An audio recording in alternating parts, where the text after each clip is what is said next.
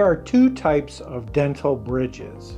One is removable, meaning the patient can remove it, take it in and out at any time. It's otherwise known as a partial denture. There's also what we call a fixed bridge.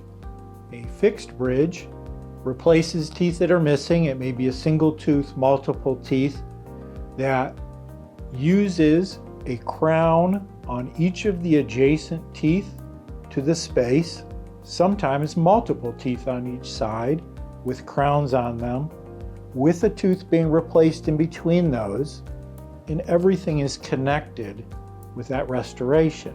They look like separate teeth, although they are attached.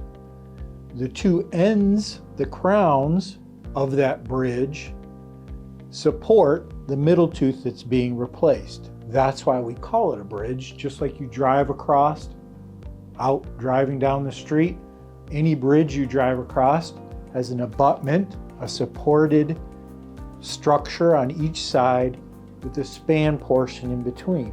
It's the same thing in the mouth.